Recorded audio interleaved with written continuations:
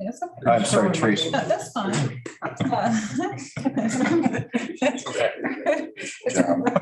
Let's see, we'll go around the room here.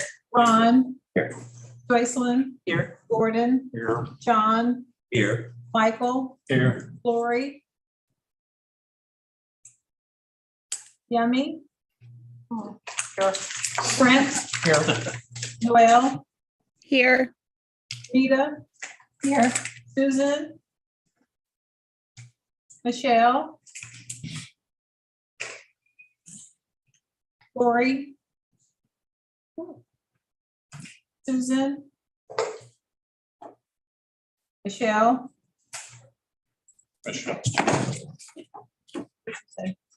Michelle was. Okay, so we have a Good call. call. Good. Thank you, Tracy. Next matter is to approve the consent agenda. Brent Schoenemeyer, move approval. Thank you. Second. Second, Michael. Okay, so moved and second that we approve the consent agenda. All in favor, please say aye. Aye. Any opposed? Abstaining? Thank you. Next matter is the report of expenses. And are they- are there any? Oh, I'm sure that's included consent agenda. Of course. Yep. Of course.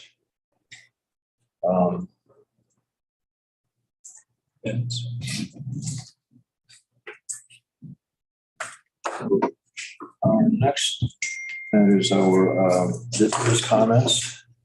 We forgot to. Wait a minute, Yeah, we Oh, okay. approved the consent agenda. Oh, I'm sorry, yes, The yes. minutes. Yeah, the consent agenda. Well, first we got to approve the agenda. Yeah. Well, we did that. Yeah. I didn't hear the vote. I'm sorry. It was all A's. Unanimous. Okay. Brent moved, Michael seconded. I'm so sorry, you all. I got it. Thank you. Right. Okay, next matter is our consent agenda that, and we entertain a motion to approve that. Move second. Second. Moved and second that we approve our consent agenda. All in favor, please say aye. Aye. Opposed? Abstained? That's passed. Thank you. Teresa, this is Lori Lemonian. Can you hear me? Yes, I can. Thank you, Lori. I'm sorry. I just wanted to let you know I was here. I'm sorry I was late joining. Okay, Okay, thank you. thank you. Next matter is approving the minutes. That was part of the consent agenda. The minutes are part of the consent agenda. You're okay. Okay, and then what about the report of expenses? That too, isn't it? Mhm. Okay, great, we got that covered. Yeah, so Now to visitors. On those I have, we have three. the third one here. Yeah, we Right, yeah, have three on the just have list that identify. We have our presiding commissioner from Clay County and Victor Herbert, our treasurer, and Sycamore Davis from the public. And I believe I recall that name from the meeting at the genealogy center, but is he here or should I? Okay.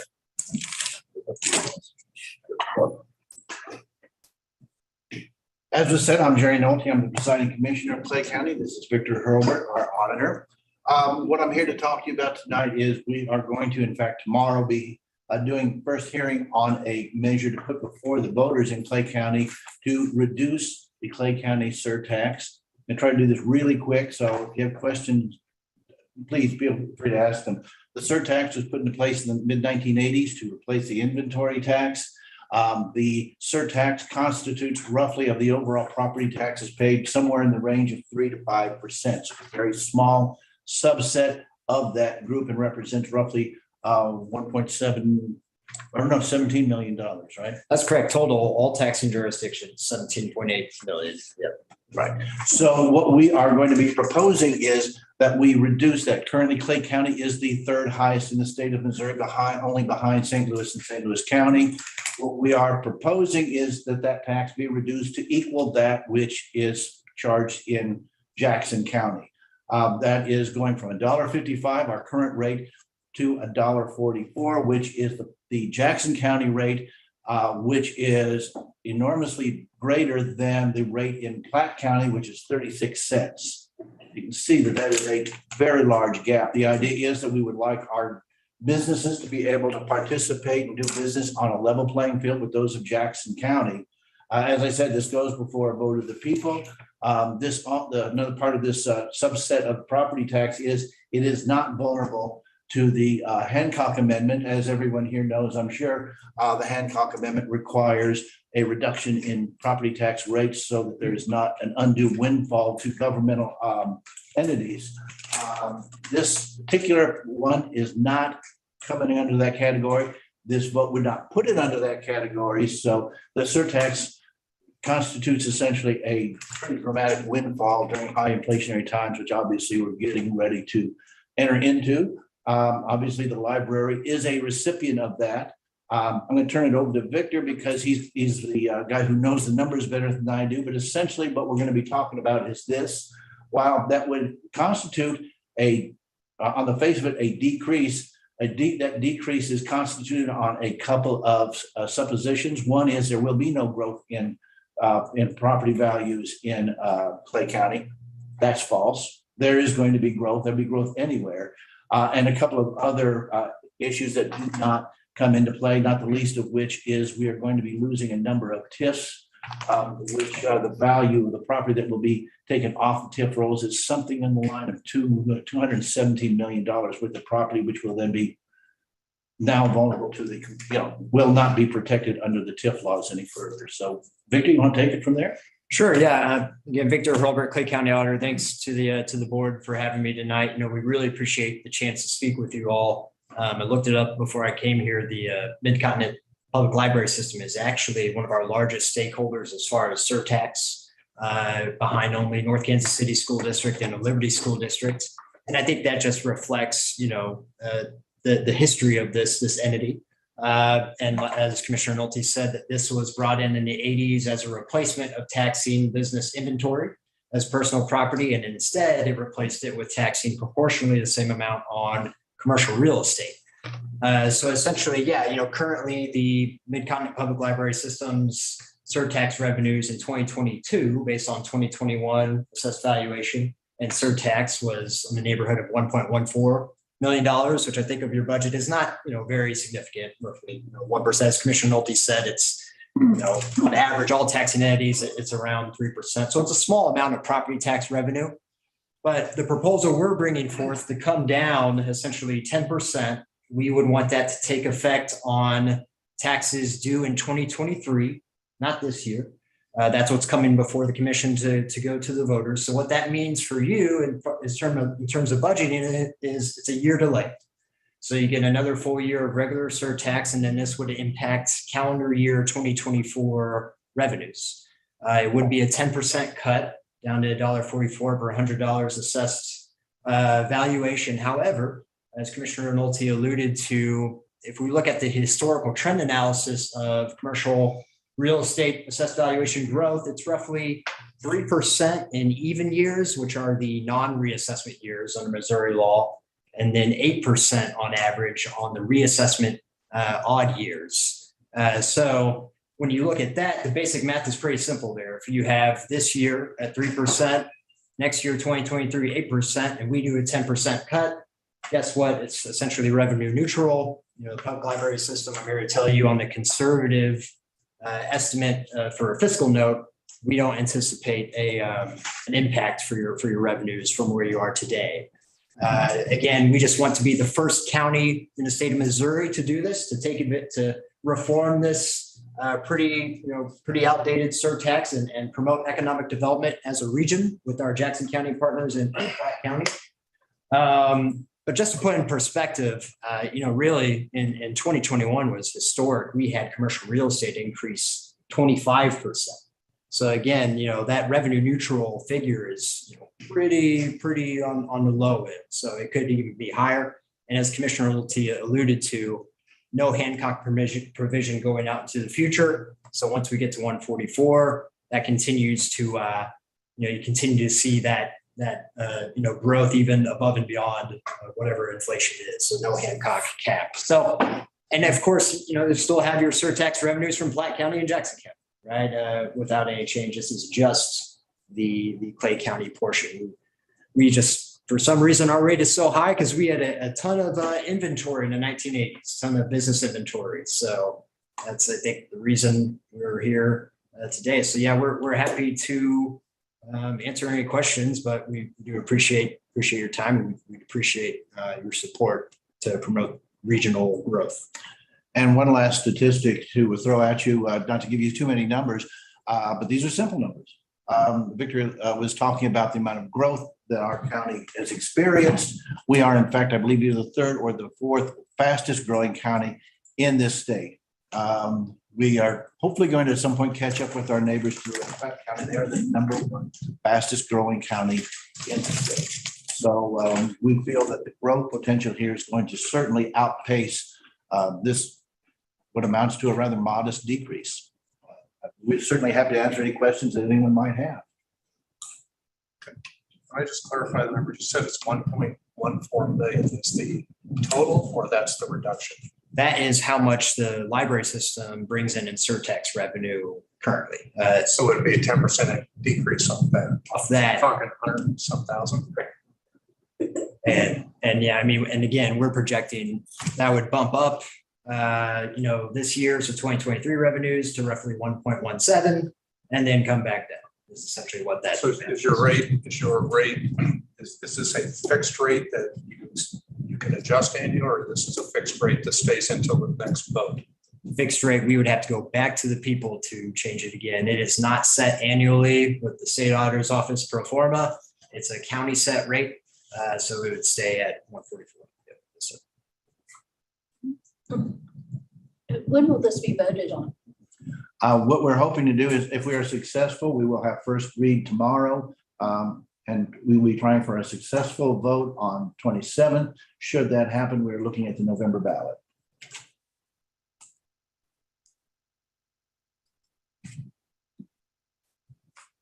Simple majority. Yes.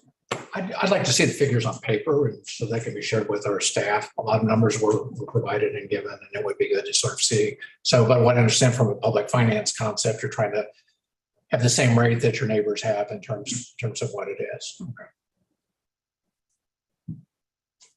One of the examples that we gave when we were first talking about this was that if you had a sandwich shop and you were buying bread to make your sandwiches, it would be as if, and then now I'm comparing Platte and Clay County, it would be as if you bought your bread in Clay County, you pay $5 a loaf. If you buy it in Platte County, you buy it for $1 a loaf. That's the kind of differential that we're talking about with Platte County, which we are not going to be competitive with Platte County. But that gives you an idea, kind of a tangible idea of what this can mean to businesses as far as their operating overhead goes. If I had that sandwich shop, I'd be buying my bread in Platte County. So just a quick commentary from staff. I'd like to understand what the revenue is from the other counties so that we can understand that a little bit better. For your standpoint, you should know that 95% of our revenues come from property tax. So we're very, when anybody wants to do anything around property taxes, that we pay a little bit, close attention to it all. So we appreciate you coming in and talking about it. So our situation is a little different than a school district that has school foundation formula and other sources of income. This is really, truly almost our single source of income. So. Any other questions, comments? Thank you very much. Lori Lamanian. This is Lori Lamanian. I had a quick question. Did you say, Jerry or Nick, that it would go, if it was voted on in November, would it go into effect for what year, 2023?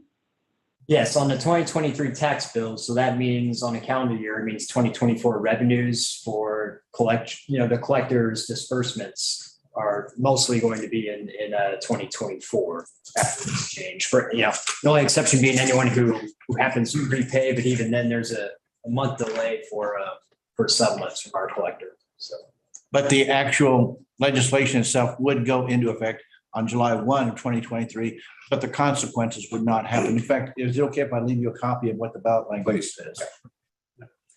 Include this in the minutes for the, thank you. And I can send you electronic if you would like. I can give you, I have a Yeah. Just one other quick question. Are you making the same presentation to the school districts, which are probably? Victor and I were talking to a group of all the school districts was that Thursday. Yeah, we met with all the school district superintendents. Thank you very much. We appreciate the work you Thank folks you. do. Thank you. Appreciate it. Thank you.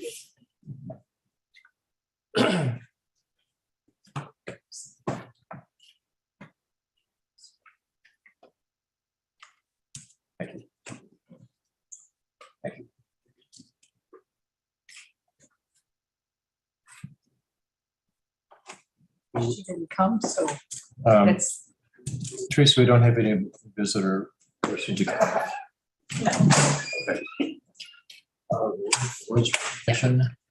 Quan, are you online? Yes, Okay. Susan. I wanted to make sure that he was online because this award is for him. He has received yet again the Government Finance Officers Association Certificate of Achievement for Excellence in Financial Reporting for the annual comprehensive financial report that ended on June 30th of 2021. This is Quan's 12th year in a row for this certification.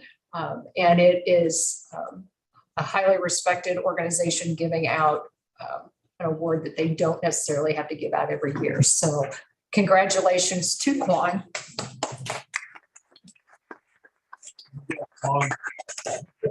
That's why I ran out of buttons. New one. More flags. But, okay, Congratulations. and that's the only award that I know of.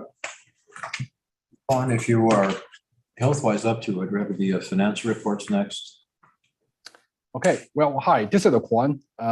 Sorry, I have to join a meeting from home, and you may stop me to ask questions anytime. Okay, the first page is a summary of tax revenue we have received. For the whole fiscal year, we received over $62.5 million, which is about $700,000 more than budgeted, and about $4 million over last year's tax revenue. That's good. Yes.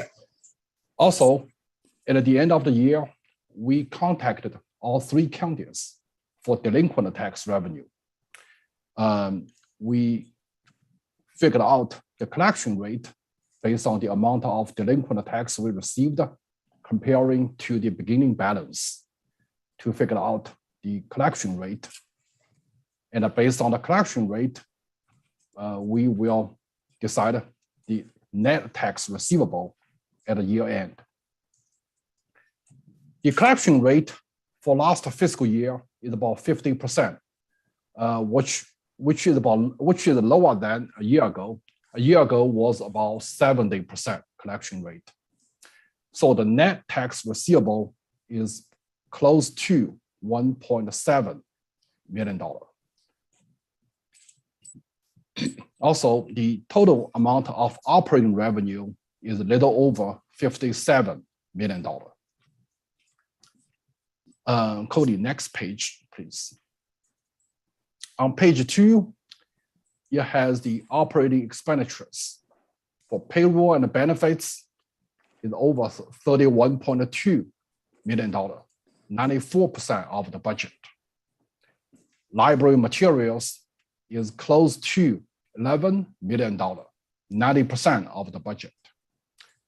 All other library operational accounts is close to $8.6 million, 80% of the budget. So we had an operating surplus about $6.2 million before the transfer of $1 million to the capital project fund. Next page, Cody. We just received the first assessment from all 3 counties. The final assessment will come in late August. The assessment is the number we will use to calculate the tax revenue for this new fiscal year.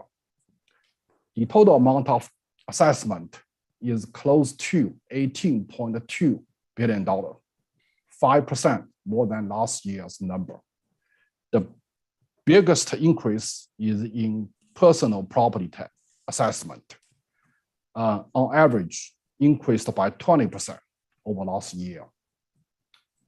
New construction is lower than a year ago. The total amount of new construction is about 1.6% of the total assessment. TIF is also lower. It's about 3.5% of the total assessment. Again, the final assessment will come in late August. Then we will do the calculation for the levy rate. Next page, please. That page shows it has the debt service fund. Right in the middle, the number in red is the total amount of disbursements to the library. We have closed this construction fund with Bank of Kansas City. The total amount of fund received by the library is close to $84 million. On June 30, the debt balance is about $58,765,000. Next page, please. That page shows a summary of capital project fund. And the middle column is the amount of expenditure we spend on each capital projects. The first one is for the storage center at Woodneath. We spent about $120,000. The next one is the signage for Woodneath. For last fiscal year, we spent about $10,475. Reading Rocket, we spent half of what's been budgeted, which is about $171,000. Next one is the data storage. We spent close to $300,000. We also spent about $234,000 to install an elevator at the Redbridge branch. The last line of the number shows the amount of expenditure we spent on the capital improvement plan. For just last fiscal year, we spent $24.7 million. All years before last fiscal year, we spent $72.18 million. Add those two numbers up, subtract from the budget, which is $114 million, leaving a remaining budget close to $17.8 million. Next page, please. That page is for the grant and gift fund. For last fiscal year, the total revenue is $606,894. That number includes a deferred revenue about $275,000 we received about a year and a half ago. It was recorded as a deferred revenue, but we recognized as a current year revenue last year. The fund balance at the year end is close to $460,000. Next page, please. That page is the health insurance fund. For the whole year, the amount of contributions from employer and employees are $3.6 million, very close to the budget. The fixed cost and excess fee is a little over $1 million. This is over the budgeted amount. Medical claims and drugs is about $2.7 million, leaving a deficit about $188,000. The cash on hand is over $1.6 million, and the fund balance reserve is close to $1.3 million, which is right in the middle of the minimum and maximum fund balance. Next page, please. This is a summary of the quarterly investment. The detailed report has been posted to the board docs. With the rising interest rate, the market value is below the par value, but we will receive the par value at maturity. Also, the total amount of interest we received for the whole year is about $340,116. That's for both in operating and capital investment. The amount of commission we paid to Central Trust is $51,317. Next page, please. Also, right now, we have 3 non-budgeted items over $3,000, and we like to present to the library board. The first one is a purchase for 150 cards from Victoria Packaging. In the past, we rent those cards. Those are like a big size of the book cards. We use them to transport books to help move the library during the renovation. In the past, we rent them from Victoria Packaging, but the company has decided to discontinue the business, and they are willing to sell to us at a discount price. So for $13,500, we can have 150 cards, and we can use them to move a library, and we can store them after we finish the capital plan. We can dispose them if we don't need, or we can rent them to other libraries.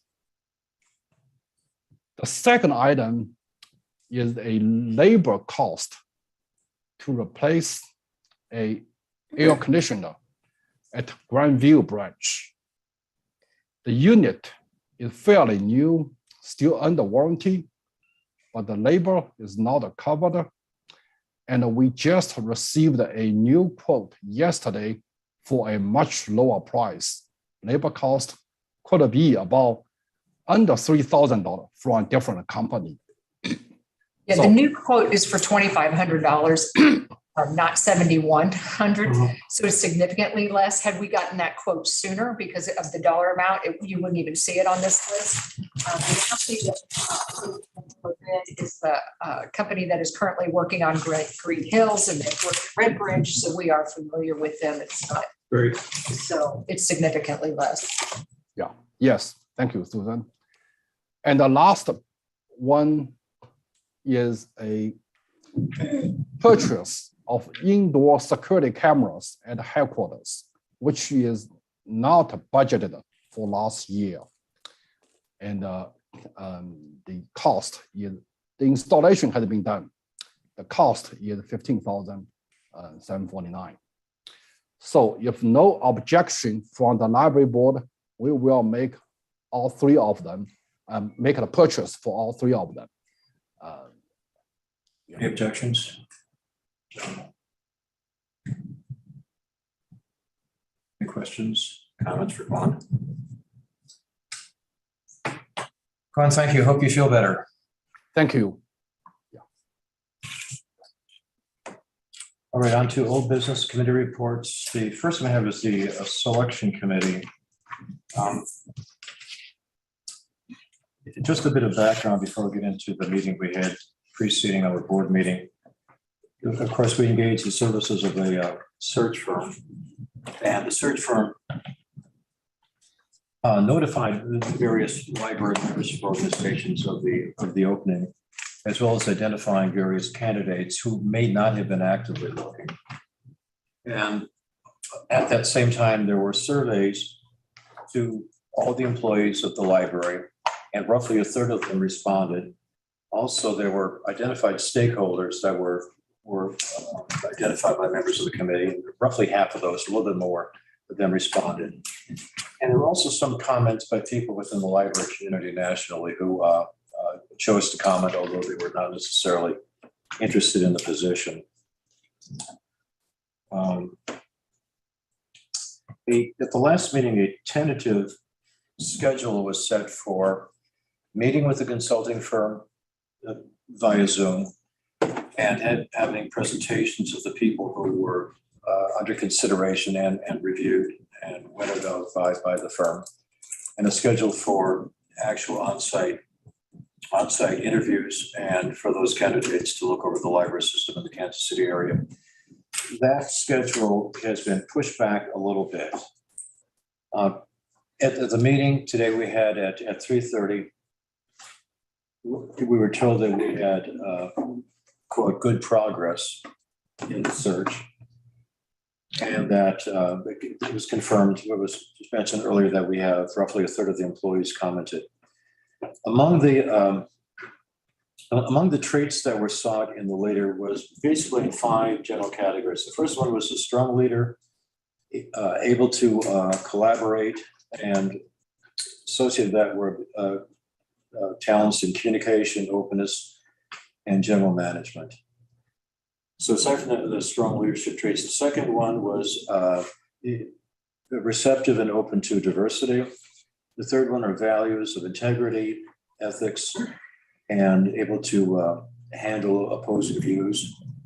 The fourth one was to be familiar with the expression was used, the landscape, the MCPL landscape. And the fifth trait was the person should be innovative. The schedule for the various meetings I mentioned through Zoom as well as in place were put back roughly 2 weeks according to the previous schedule. Also mentioned was that at this time, nationwide, for libraries of comparable size, branches, revenues, there seems to be a number of people who are at the key executive positions that are themselves looking for retirement or other positions, which means, of course, there's more competition. And it seemed that the demographic mix and the multiple branch composition of those libraries pretty much parallel what we have here. So again, it was stressed that there was a little bit of difficulty because of these outside factors.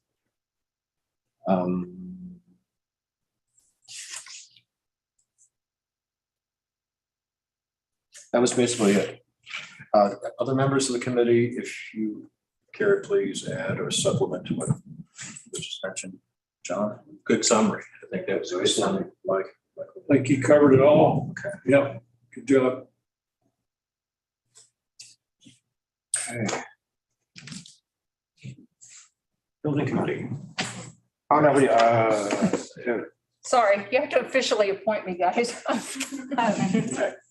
Quan needs it in writing that you have officially appointed me as acting director for insurance purposes and some other things. So while I'm glad to be sitting here, you have to do it formally.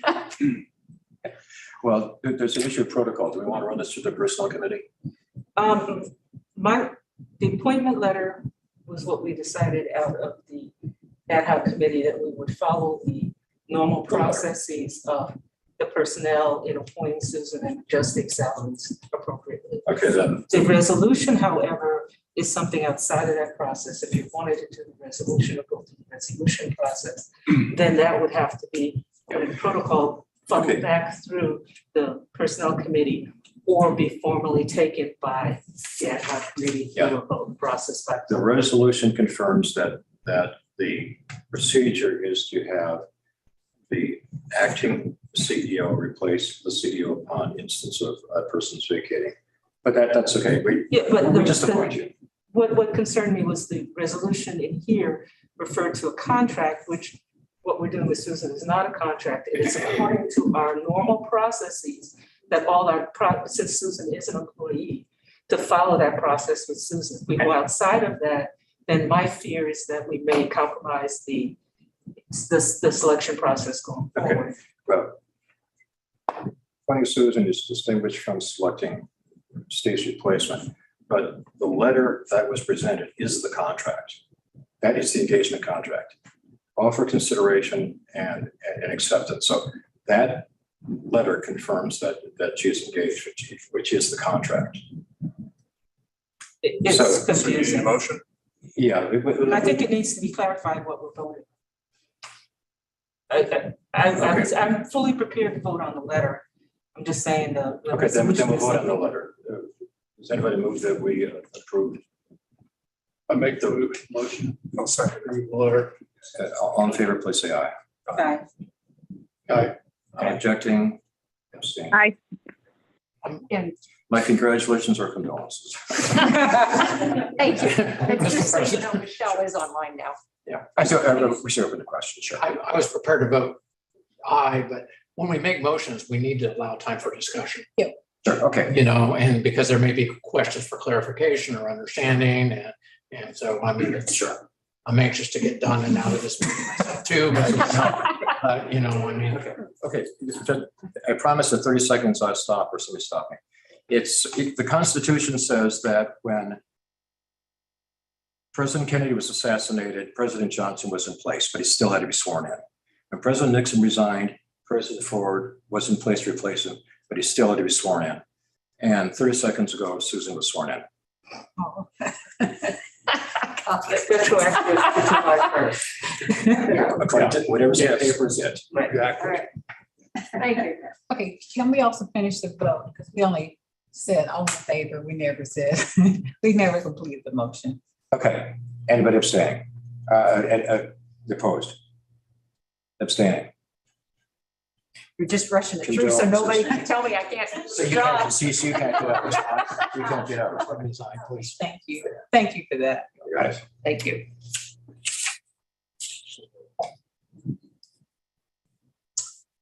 Any other comments about the ad hoc committee? Okay, building. Mike and I looked at each other. I'm going to do this. I'm going to try to do it with some dispatch. Yeah. There was a building committee meeting on July 28th. Let me tell you what the topics that are coming up and for the board has some understanding.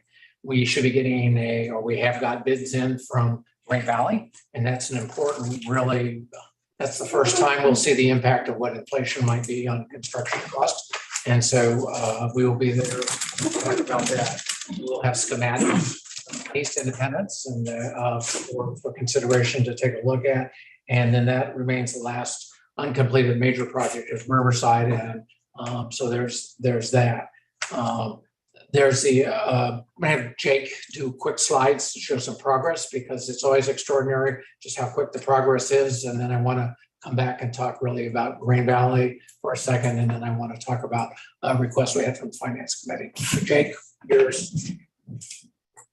Good evening, everyone. Evening. We've just to get started here, we're looking at Green Hills.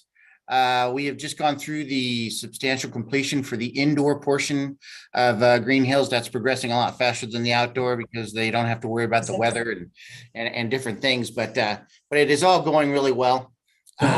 Driven by it a few times. I'm gonna go up there. I'm looking at a different slide set. I thought this is from 6/17. So I apologize. It was supposed to be for 7/15.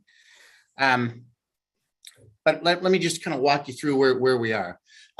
You've seen the pictures. We're a little bit further along than that. I apologize. We'll get the other slide set sent to you so that you can see what I've been talking about. But we're basically working on the turn lane to get into Green Hills for the exterior.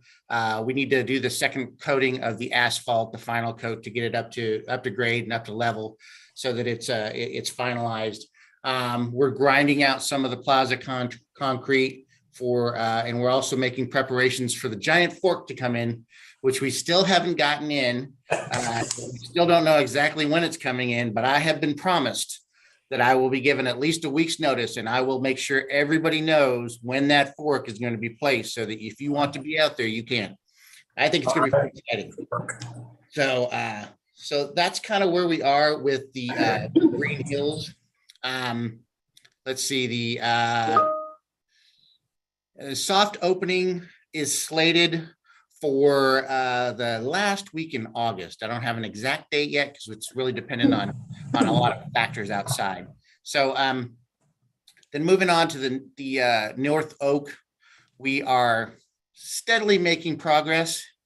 We are pouring the foundations and the footings for the main building.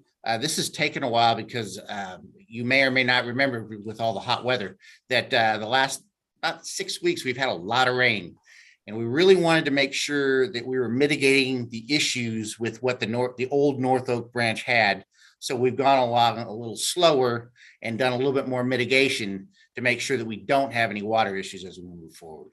So with that, that's really our progress for North Oak and for Green Hills, which are the only projects that are going right now. I'm going to turn it back over to Brent unless there's any questions. Thank you. All right. Thank you very much. So what I want to ask of the board, there's a later item down here about not holding a meeting in August. I will be making a motion and be voting in favor of that. But it has been the traditional practice to do so, but we're going to have a guaranteed maximum price for Green Valley, just to sort of let you know. And because construction costs are shifting and changing, we want to try and see if the board would be open to either having a presentation that would be just limited to reviewing the Green Valley bids, because we're concerned if we wait and held them till September, is that it would not be to our advantage to wait for that additional time. So subsequent to the building committee, we will probably get back to you and let you know what we felt or what we saw or what we believe we have a project that we're prepared to accept and bring forward to the full board. So I just wanted to give you a heads up that would be the desire to try and take action on the Green Valley in a timely fashion. Staff would be available. We could have a presentation. You could sort of see it. You could think about it, but not to expedite it without undue consideration. But we just want to take advantage of the prices that we have now, with a concern that they might change later. So I just give that by way of information. At the finance committee meeting, and I'll try to take this up, and Mr. Cook may have additional information. There was one consideration. This has been a significant project, a capital program that at some point will be $114 million and have a lot of transactions involved with it, for an outside independent review of the transactions to date and everything related to that. And so the building committee will be taking that up. It currently is an unbudgeted item. And so what we're trying to seek is what the scope of the potential cost of that might be. We also want to figure out what's the best way to do that. Is that an RFQ for somebody that has specialized experience in reviewing construction contracts? Or is it something, a request we can make of our auditor, who will have completed it or audited at that time and are familiar with our books? So I just want to sort of let you know, the idea is let's review everything it is that we've done, make sure that the proper amounts were paid for the things that we received. And so that will be a discussion that the building committee will have. Come back to the finance committee meeting. The timeliness of this, in some senses, will take some time to get back to the board, but we want to tell you this is an ongoing discussion about the desire to review what we've done to date. In response to what Brent was saying, do we have enough agenda items to vote for that? I wouldn't want to, but votes need to occur in the meeting, as I understand it. The second item that he talked about, we're not going to issue an RFQ to do, because if you remember back in March, you voted to do the operational one, right? We need to get Quan through the audit before he writes an RFQ. So that isn't even going to be issued until the end of August, first part of September, because we need to get past that. So that can wait until September with the next meeting, because we will know more. We'll have a better idea of what it's going to cost. And we can structure the RFQ so that if we decide to go forward, I mean, if we can just do this with the RFQ and you can vote on it or not, because by then we'll have a better idea of what it's going to cost. The RFQ can have one quote for the operations and one quote for this, and then if you combine it, so if one company just wants to bid on one or the other, they can do that. If they want to bid on both, maybe they'll give us a better rate. But that'll come back in September, and then we can engage at that point. I don't think for that topic, you probably need to meet in August. For the GMP, we could do a very quick Zoom meeting, so everybody didn't have to come in. We would not necessarily have to wait till the third Tuesday to do it. We could do it sooner, but that's at the pleasure of the board on what you want to do. So I think that would be a good idea. I mean, if it's only the one topic or two topics, if something else comes up, we could get on, do a 30-minute Zoom. Everybody votes and then we're done. And that would be our preference, because the sooner the better on these projects. Do you want me to respond on your? If I, is there something additional that I should have said if I mischaracterized? And it's kind of skipping into the finance, but the review of the, I guess I'll call it the capital facilities fund is really an expert in that area. And it's different than having what I'll call the standard financial statement auditor, who may or may not be experts in the key area. I guess Ron gave a good example at the on the finance meeting. When you're doing a jewelry store audit, you bring in a jewelry expert to look at inventory and make evaluations. Similarly, if you did an insurance company, you hire an actuary, the auditors who are not experts in estimating long-term liabilities, and bring in an actuary, you do an actuarial review and you get an opinion on that. And the auditors rely on that opinion. So this, I think, is comparable to that. This gets into the expertise of someone who understands contracts, could be an architect, could be a contract expert, could be a CFO from a previous employment in the contract or in the construction industry. So this is a unique set of skills that I think, that from my view, we're looking at. The other thing is, I think this probably belongs in the finance area as opposed to coming out of the building committee, because no different than you don't have Quan audit his own work, you would be auditing your own work. So I think that's a consideration the board needs to make under discussion. So. Yes, my question is, what do we have Jake for? Well, no different than you have Quan. You know, but the board has not had any what I'll call formal oversight of them in the committee. And you know, it's not that there's anything wrong, but at this point, as I said, as I've said, Brent, we don't have an accounting of the funds that have been expended today. But I think it's something just from the standpoint of accountability to the board and accountability to taxpayers. You put in a spending plan 5 years ago, we're 5 years into it. And I think it's a prudent thing to do on behalf of both of those. So this will be an agenda item at the building committee, partly so that we can understand, you know, what is desired. Ask Mr. Cook to participate in that meeting so that I think it's, if we undertake this unbudgeted item, it's important to understand what the scope is and what it is that we want to get out of it. So some clarity about what that looks like would be helpful, I think, for all involved. So. In one consideration, I think that at least used to be one of the provisions under the generally accepted auditing standards is that the firm that does the audit of the financial statements must not be somebody who either installs a system or does a discrete review. So it'd be something like this. If there's a review of the construction contract compliance, and let's say there's a variance in it, well, that may have happened at a time when that same firm audited the overall books. So there could be a tension there of saying, I identified something in detail that I missed in the audit. And I'm pretty sure the ethical standards would preclude dual engagement.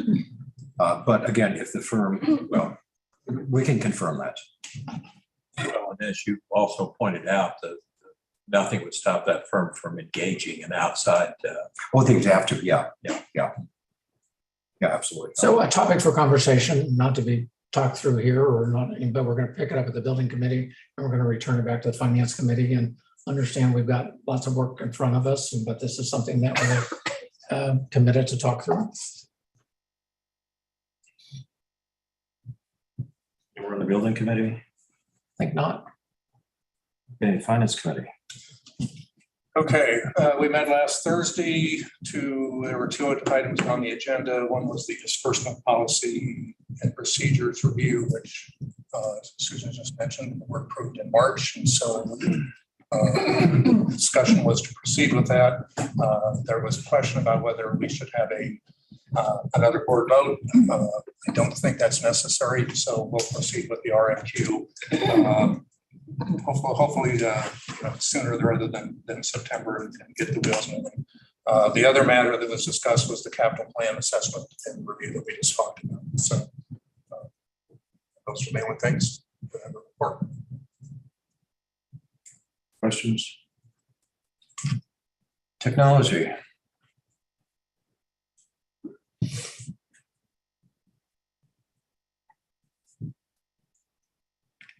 Lori? Sorry, I was having a hard time going off mute. Yes, thank you. Can you hear me okay? Yes. Yeah, so we met yesterday and it was a very great meeting. And so have some updates that Brian had said that he would share with kind of some of the successes over this last year. And I'm very excited for him to share those with you. Okay. Cody, can you, yeah, already did it for me. Excuse me? Yeah, I'm fine. I got it here too. One of the things that we did for the technology committee is I kind of prepared kind of quick summary of last year's stats, kind of how we did, and kind of for a couple of reasons, is just to show you what we got done and how we served our communities and everything. And the other thing was to show that technology is like a big part of everything that we do here, from training to infrastructure to the staff use to the website. And I have three different departments that support all of these functions that we do. We have digital learning. We have the library systems department that has our patron database server, the website, and then I have the IT department that does all of our infrastructure. So just some quick stats for learning and training. We did 134 virtual programs last year. That's through YouTube and Facebook. These two, the virtual programs and the in-person programs are for patrons to do it. We started up in-person programs in February, end of February. We've done 48 of those in branch this year. So that's pretty good. We did about 6 programs a week out there in the system, and we're just kind of getting back to in-person programming again. So it's kind of all starting to kind of come back. On the staff side, this department also does all of our staff training, in-house staff training for technology. We had 79 instructor-led training sessions. And then we're also big into our learning center, our learning management system. So we did almost 320 virtual courses, e-learning courses this year. On the virtual branch, we did, so this week we call our website the virtual branch because that's how people use it that don't come in a lot, do a lot of e-resources. So we did almost 1.1 million research database sessions. And that's up a couple 100,000 a year over before COVID. Which is really great. Virtual branch sessions, we did 4.6 million sessions, and these are sessions that people actually come and spend time on the site. That's not they clicked there by accident or they clicked on it and then went to something else. This is time spent on the site using it. We had 4.6 million of those. The virtual branch unique users, this is a monthly average of individual people that have used our site. So it's about 170,000 different people use our site on average every month. So that's pretty incredible. That's, when you think about how many active cards do we have? It's 250 or 275? About 250. Yeah, so that's 170,000. That's pretty good. Online catalog, this is the system where people go and manage their accounts, place holds on books, all of that kind of stuff. We had 2.7 million sessions, a little bit more than 2.7 million sessions on that site. And then down into internet access, which is another kind of core function that we provide all the time. So public computer sessions, we had 204,000 sessions. That's people coming into the buildings and using the public PCs or laptops that we have to offer. Guest Wi-Fi, we had just shy of 300,000, and that's a great number. That's almost back to pre-COVID numbers, which is awesome. And then Chromebook to go, we started checking out Chromebooks. We have 175 of those for people to take home and use. They just started in December of 2021. We had 922 checkouts of those. And then the Wi-Fi to go, which is the hotspots that people can check out and have internet access wherever they need it. We've had a full year of that now. So we had a little over 6,100 checkouts for that. And we have 530 of those devices in service, and they are gone all the time. There's a wait list for those. And then the last thing that we do is we have the Career Online High School program. That's the program where adults can sign up and get their high school diploma. It's an accredited high school. And we've been providing that for about 10 years, I think. And this past year was a big year for us. We had 23 graduates from that program, and we partner with Kansas City Public, Literacy KC, and us all go together to provide that program. So 13 of the graduates kind of identified as a Mid-Continent Public Library patron. That's where we get the 13. We're from MCPL. So they kind of identify which system they kind of work with when they sign up for the program. So 13 of those were from us. So that's my kind of very quick overview for stats of what we got done. There's a lot more that we do. There's all kinds of events and things that we take care of. But those are kind of some of the highlights that I thought I could put together for the group that kind of highlights the 3 departments and what they take care of and everything every day. So any questions about those? Yeah, Rita. Yeah. In your branch sessions or unique users, if somebody is looking for a book and they get on, are they counted a user? Yes. And even if they can't find the resources that they're looking for, they're a user? Yes. We don't know who they are unless they sign into the catalog with their account. It's really just a cookie that gets set in your browser that identifies your kind of device. We don't know where you are or who you are or anything like that. It's just, and if you clear that, then it gets reset the next time you use the website. So what does that figure say to you? The unique users? Yeah. It's just a number that we use to tell us just how many unique people visit the website every month. That's really all it's there for. Instead of just saying there are 4 million sessions, it tells us that we have 170,000 unique people using the website on average every month. Could you also call those 170,000 people who couldn't find what they were looking for? No, not really, because they're on the website to use it. This really isn't going into the catalog. They could be coming there to use the research databases, signing up for an event. They could be using it to browse new books, list of new books. They could be there to find a location and the address.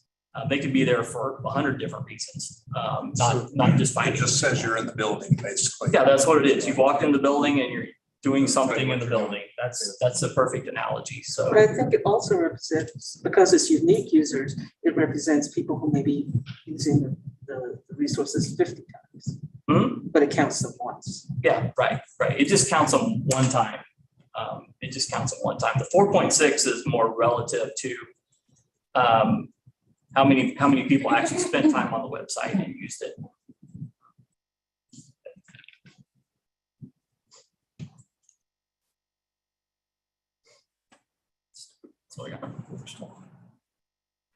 Lori, anything else from the committee you'd like to report on?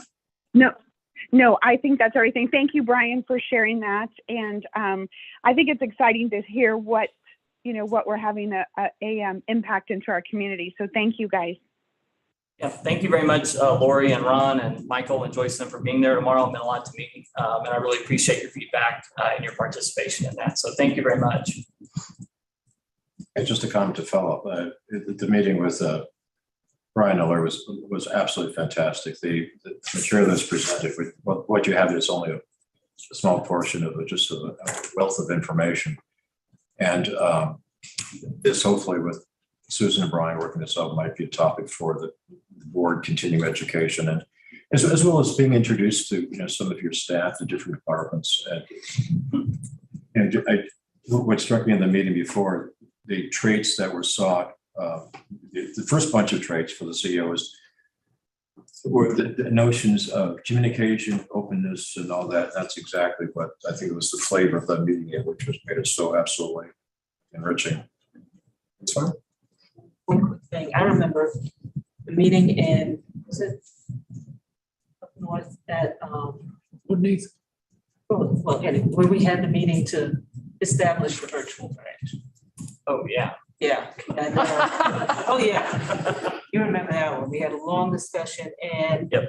we anticipated that it would be popular, but we didn't anticipate that the virtual branch is the most in our system, or not by none. Yeah. So I think I want to congratulate you for implementing a very good system. We charged IT at that time with emulating as much as possible a physical visit to the branch virtually. And I think that you've done that. We've come a long way. I mean, we've got shelf browsing on the website now, so you kind of like a virtual shelf browse, and we have those types of things you can do now. So there's quite a bit you can do on there, plus just all the events and research databases. There's a ton there. So, and you can do it all from home. You don't, with the library card, which is great. So. Okay, thank you. Yep, thank you. And technology, library. Librarians report. All right. Since Ron mentioned board education, Dustin was going to be here, but he had to be out of town. So at our next meeting, you're going to hear about the Safety and Security Department, of which Christy is part of. So we will be hearing from Dustin and all the things that they're doing. And he's been doing. The department's about 3.5 years old, so it's still relatively new. Now we're, instead of one person, it's now 3 people. So we're moving on with that, but you'll hear more about that next time. The only other thing that I wanted to bring to you, we use a company called Unique Management. They send us an annual report on the activity that they do for us. Unique Management is a collection agency, for the lack of a better term, and they try to recover lost material and large fines. Anything that's over $100 from a customer is turned over to Unique, and then they spend the time trying to recoup that, instead of staff spending the time trying to write letters, call customers, etc. And I don't know if you guys have, if we've talked about this in the past, if Steve has shared this information with you in the past, but I just thought the numbers were big enough that it was worth letting you guys know. Over the course of the last fiscal year, so July 2021 through June 30th of this year, 2022, they collected just over $42,000 in fines and fees that were paid. And with material, we got back. And for me, this number's more significant than the cash, because this would cost us more to go out and replace all of these items. They collected $236,000 worth of items. They managed to get returned. Now, we do pay them for this service, but I will tell you, we paid them $16,000 for them to retrieve that much for us. So the ROI on that is roughly 18 to 1. We did have some conversations a while back among senior leadership on whether or not we wanted to continue this service, because they no longer turn anyone over to collections, which is, I think, okay. Not everybody knows that. So I think if you get a phone call, some people are probably still a little bit panicked about it. But for us, if staff had to spend the time trying to collect this down, it would be a whole department. So this is very much worth it. And I just wanted you guys to know one of the vendors that we work with that is hugely beneficial to the taxpayers, because for us, this is about stewardship and making sure that taxpayer dollars are spent wisely. And if we can get $230,000 worth of materials back, that's $230,000 we don't have to spend repurchasing it. So I don't have, that's all I have for the librarian's report this month. So that's great. I wanted you to know that. Great.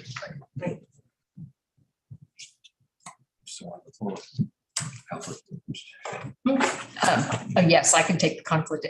The conflict of interest resolution is something that is required by the Missouri Ethics Commission for all political subdivisions. This is something that if the board chooses to, and we have for years and years and years, if you adopt a conflict of interest resolution, we can submit this to the Missouri Ethics Department. It is good for 2 years. And what it allows us to do is just have a blanket statement so that individual board members do not have to file disclosures, just financial disclosure statements every year. So this saves you guys a lot of time and a lot of hassle. There are a few staff members who fill out the financial disclosures every year. We are not required to, but we do that just to because we have access to checking accounts in large dollars. So this is just pro forma for the most part. If you do it this year, you don't have to do it again for 2 more years. It is due by September 15th. So it needs to either happen today, or if you choose to meet in August, it has to happen before August because the September meeting is after that deadline. Joycelyn? We have a lot of new board members on. It might be helpful for them to know what does that mean in terms of their liability if they fall outside of the conflict. The conflict of interest, it's like a half a dozen questions. I have to fill it out. Diana fills it out. So the director, the assistant director, the development director, CFO, and I believe Jake fills it out as well. It just says that you're not you're not benefiting from any contracts that the library may engage in. Yeah, Diana, help me here because I filled mine out in February, so I don't even.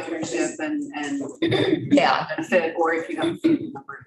Yeah, my family's not getting contracts that they shouldn't be getting, so there's just nepotism in the bidding process. And if there is any, then you would need to approve. Yes, and if there is something, you have to disclose it. That's the point of the disclosure.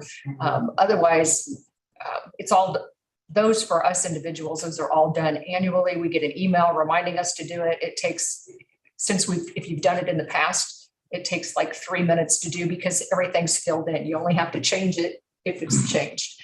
But as a board, if we do the resolution, then you don't have to fill out those individual forms every year. And Teresa has what that resolution is. I believe it is in Board Docs.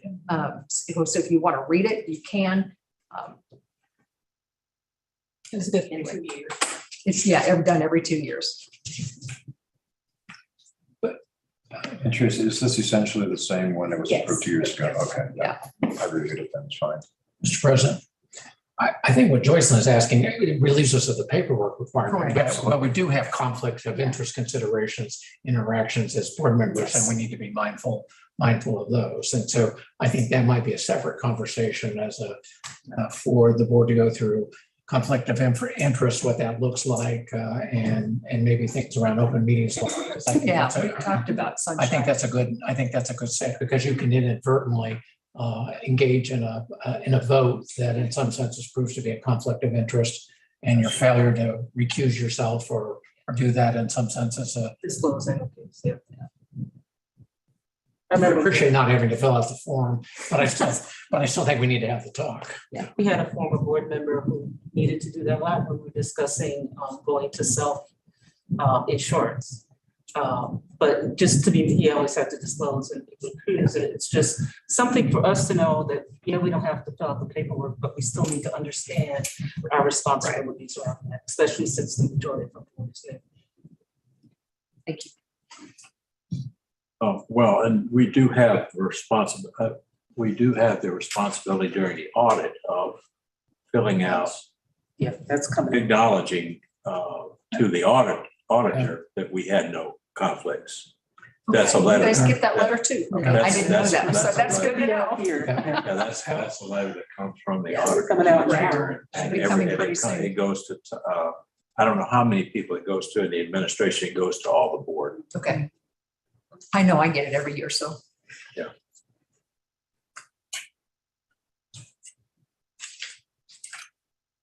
And once, if you choose to approve that resolution, then Teresa will make sure that it gets turned in where it And if we needs to don't approve it, we'd all have to individually fill out the forms. be. Correct. All of your names will be turned in and you all have to do it. I move approval of the conflict of interest resolution. Second. Second. Absolutely. It's been moved and seconded that we approve our conflict of interest resolution. All in favor, please say aye. Aye. I, Any opposed? Abstaining? That's passed. Thank you. I have one question. Cody, is Michelle still on the line? Michelle, are you still there? Michelle is not on the line. No. She told me Okay. and said she couldn't get it to stay on.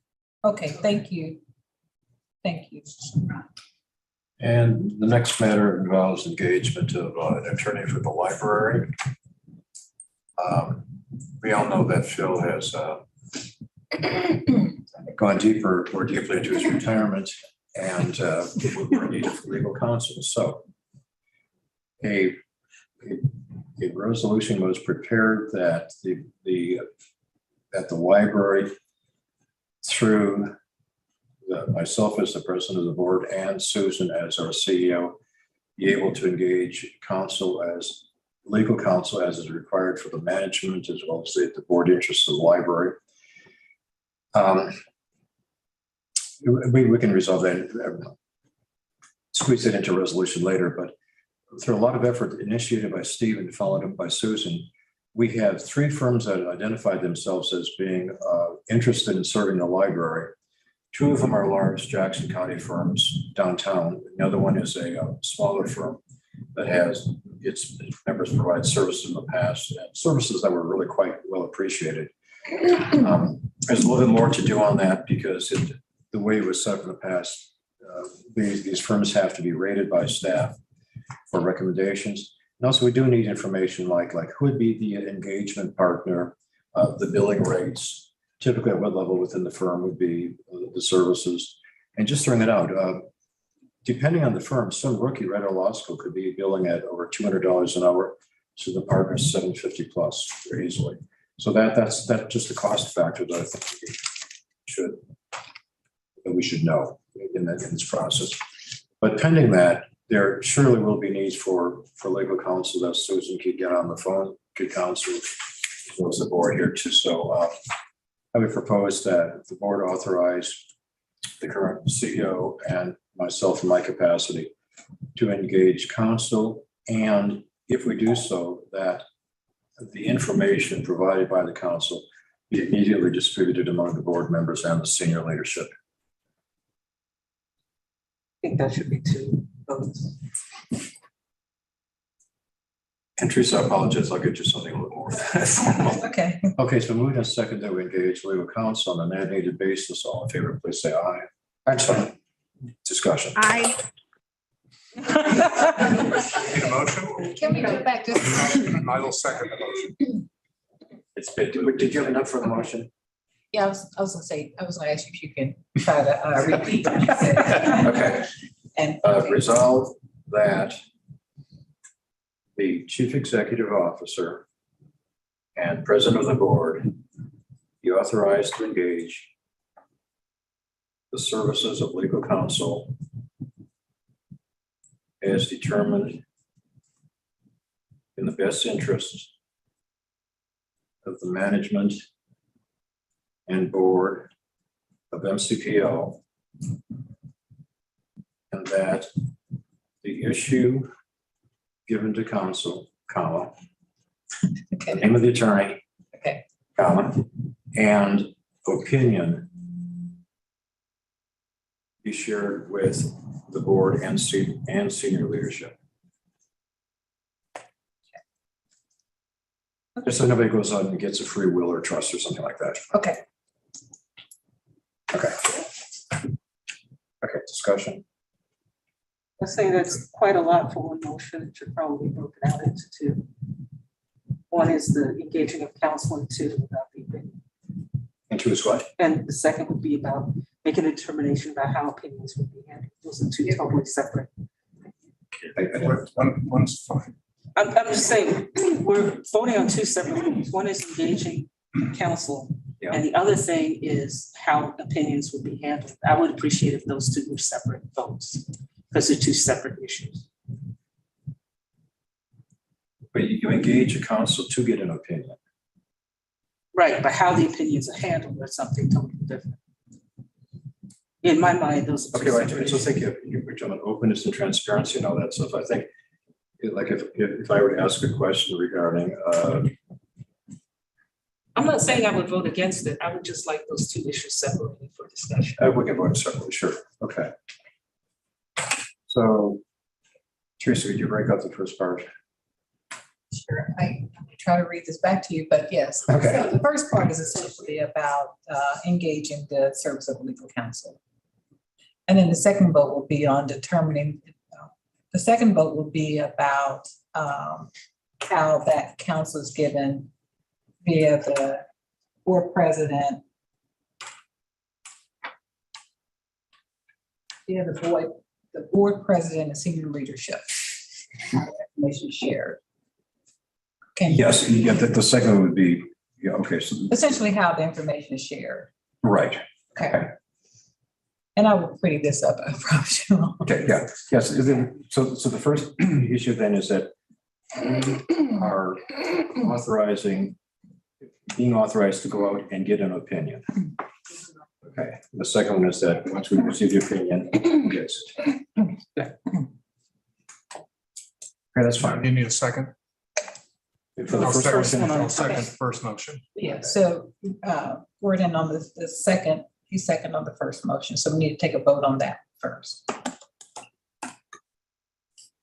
so we need to vote on. Yeah, we need to take two different votes. We first need Right. to vote about the engagement, and we have a first and a second on the floor, so now we just need to. Okay. So, and I want to have moved that we engage legal counsel. We did. So we I just did. moved You and moved it, seconded. I seconded. The vote now. You already did. Yeah, so you call the vote. Discussion. We did. And now discussion. I guess now discussion. Okay, there's just for my clarification, can we go through the vote again? Because I'm not sure if we got it. We haven't got to the vote yet, Teresa. Discussion. Okay, discussion. On engaging an attorney. I'll clarify. As I understand, we're authorizing Ron and Susan to take whatever steps they need to engage counsel at their choice, okay, for the appropriate matter at hand and to request an opinion. Okay, that's what's on the table. Mhm. Yep, that's pretty simple, Mike. Yeah, okay. And the discussion. It's summary. So I call the vote. Okay. Thank you. Okay. All in favor, All please say aye. Aye. Aye. Any opposed? Any abstaining? I am abstaining I because I know the principals in all three firms, so I just wanted to let you know. Conflict, so there's no conflicts. Yeah, we're fine. Okay. Good job. Second function is to addresses the distribution of an opinion once received. And I propose that whenever an opinion is received, it be distributed among the board and among the senior leadership.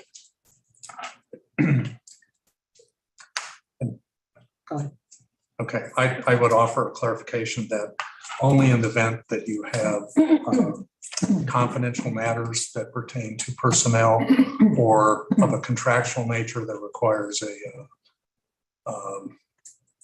what I want to say, whatever, let's, closed session, that those exceptions be, I totally agree treated with that. separately and everything else. I agree with that, but I think it should be at the discretion of the executive director and the president, because there are too many different things that come up legally that would make that blanket decision difficult to manage. Confidentiality, sunshine, personnel. There's a lot. But I think the more transparency, the better. except when that transparency, As said, when it relates to personnel or contract issues that involve, significant contract amounts. well, I think that Need to falls go under into private sunshine. session. Well, but eventually they'll be sunshine, they'll be disclosed. But if you get an opinion on something and you need to take it to a closed session, then that matter comes back to the board in an open session. So you've satisfied the sunshine requirements and the transparency. I will just I brought this along. I didn't know it would come in handy. Maybe it will. So for those of you who are familiar with what's been happening in Parkville over the last 3 or 4 years, Parkville settled the Sunshine lawsuit for $195,000. They spent well in excess of $250,000 on legal fees. And so just rack it up pretty close to $500,000, which is about 10% of the annual operating budget. So we have a new mayor, new administration, new city administrator who I've met, who's great. I'll say that publicly. But they just put out a note that says we are going to adopt transparency and full disclosure, all financial matters, whatever the public wants to see. I think we would be wise to do the same. Yeah, there's a system that goes with it. Once we get an opinion from legal counsel, the lawyer has to be quiet because of confidentiality. The privilege is with us as the board. We as a board can discuss it as the client, and we must disclose it unless, as you mentioned, the closed meeting exclusions apply because we're dealing with individuals with computers, searching for computer programs and computer whatever. Contracts would put us at a disadvantage. Other than that, I think we are compelled to disclose information. And when we had the Carter Hicks audit, Phil said very clearly, because we paid for what we received, we have to disclose it. There was no basis that we couldn't. I would request, I'm not totally against this, I would just request that be decided upon once we have council in place, so that council can weigh in. Who gets your opinion?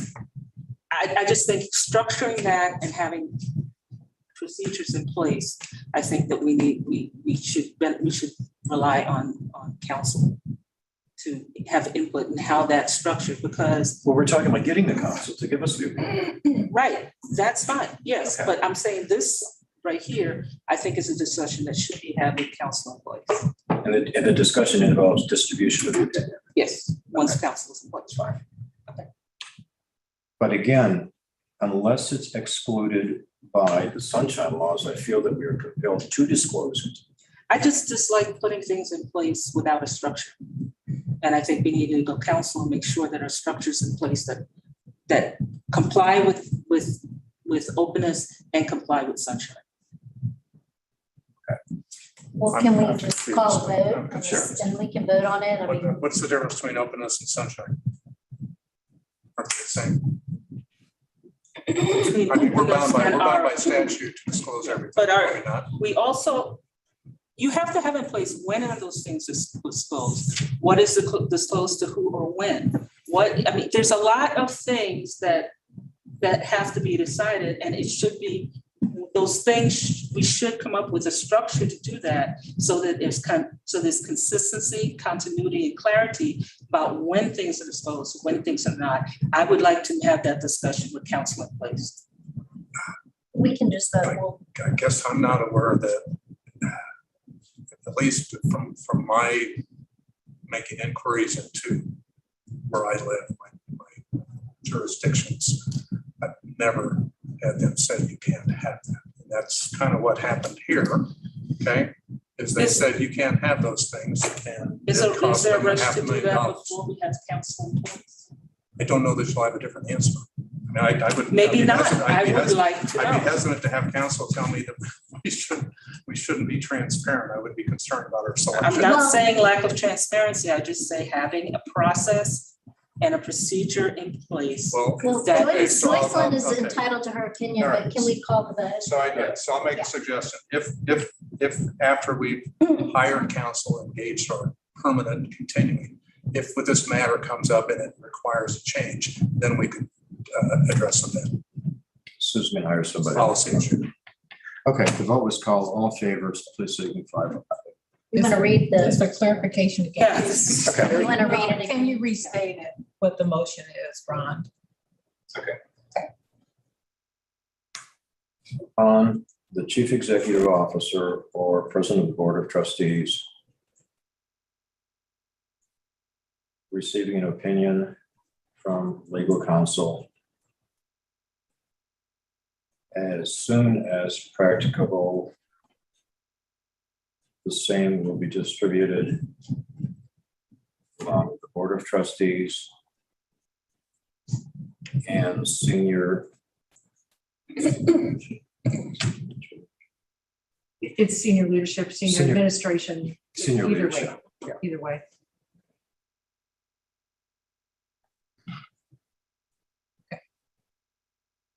Okay. All in favor, please say aye. Aye. Opposed? No. Abstaining.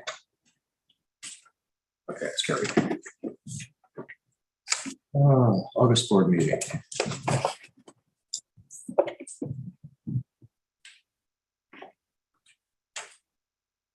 I move that we not have one.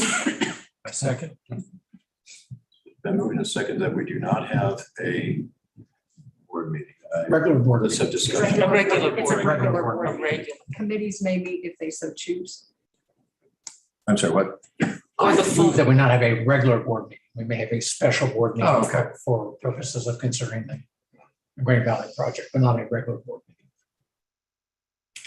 Any discussion on that? So, Ron, is there anything on the agenda that we would, why we would have to have? them do? The committee chairs may know. And the Great Valley. And all that we could do on a special one? Absolutely. Any discussion on this? Been moved and seconded that we do not have a regular August meeting. All in favor, please say aye. Aye. Aye. Any opposed? We're abstaining. Okay. On committee preferences, one thing Steve mentioned to me in a conversation, maybe half a year ago. I just came up again visiting with Susan. I had errantly over-appointed committees. And the point that Steve raised is this: if you have 6 people on a committee, you have a quorum of the full board. And that automatically skews the relationship of the committee to the full board. And it was recommended that we get the committees to constitute a total of 5 or fewer. Again, to reinforce the structure of the committees to the full board.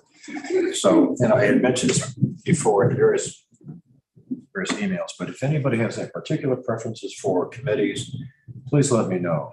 And we can do some arithmetic here, because there are 5 committees. By virtue of whoever is in my position right now, that's automatically one of the positions. So then we have 4 positions for 5 boards for 11 people.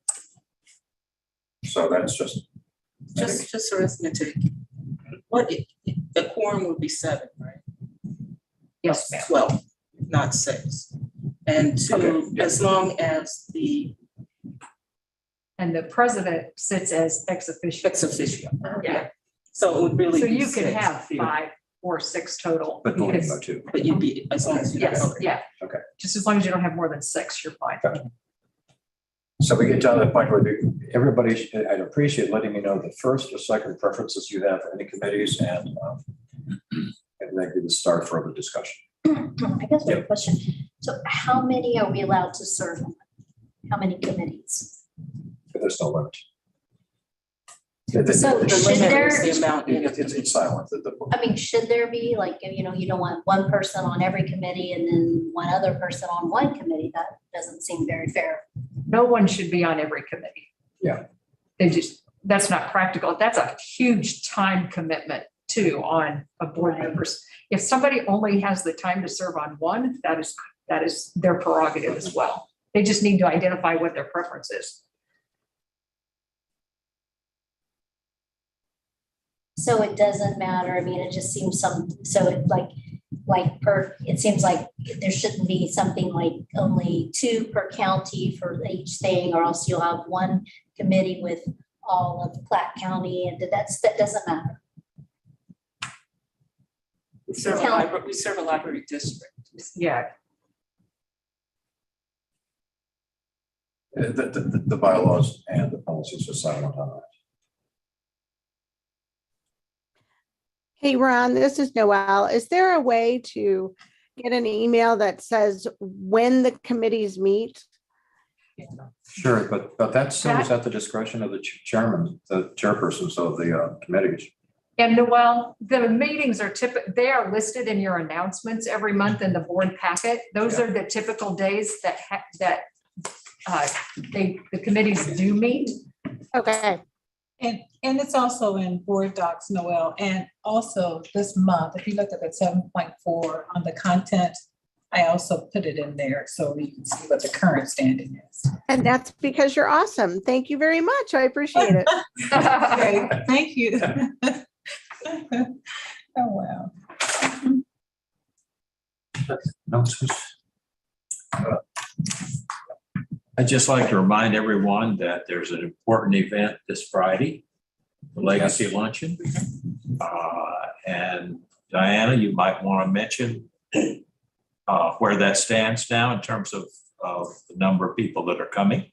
Yes, so it is this Friday at 11:30 at Arrowhead Stadium.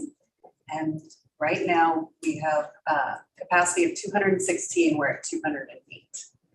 So we have a few seats left. Yeah, so it's only Next weekend. it's only $75 if you haven't bought your ticket. It's a good time to do that.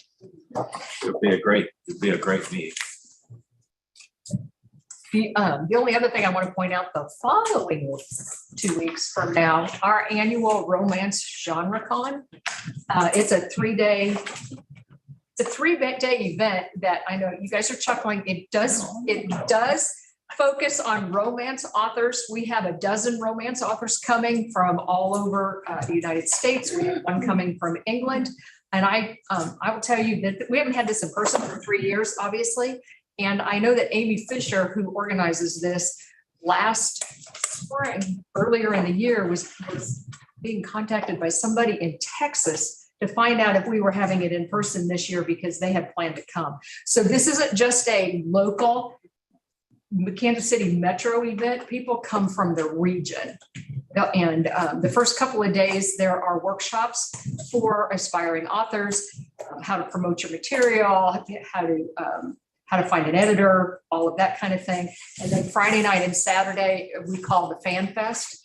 And I will tell you, Whitney will be packed with people who love romance novels. And it's a lot of fun. And Susan, what day is that? I don't see it on the calendar. What day is that? No, it's not on that calendar. It is August 4th through 6th. And the evening of the 5th is the kickoff for the Fan Fest, and then all day Saturday is for the fans. There is a list of authors on the website. I appreciate Susan mentioning this. I stopped by the Midwest Genealogy Center before I came here, just had some time to kill. There's just a lot of out-of-state license plates. Sometimes we don't think that people come from outside this region to make use of the resources that we have and provide. Jim? Sorry, yeah, one more. August 12th and 13th, we're actually opening the auditorium. It's Woodmead's homecoming weekend is what it's called. So we're gonna do tours of the house. There's a private event for the fundraising folks back in the fall or earlier this year. I don't remember. Around the opening of the house. But this will be more of the public event. So we're going to do kind of a book opening like we do at the branches. We'll do that Friday morning. And then there are some events throughout the day, both in the auditorium and in the house on the 12th and 13th. Thank you. That's August, right? Yes. Hopefully it will be 101 degrees. So what time is that, Jim? The book opening is at 9 a.m. on Friday the 12th. Okay.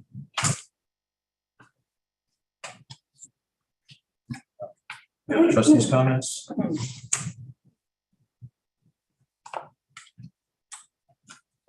Any comments? And I would entertain a motion to adjourn. So moved. Seconded, all in favor, say aye. Aye. Bye. Comments.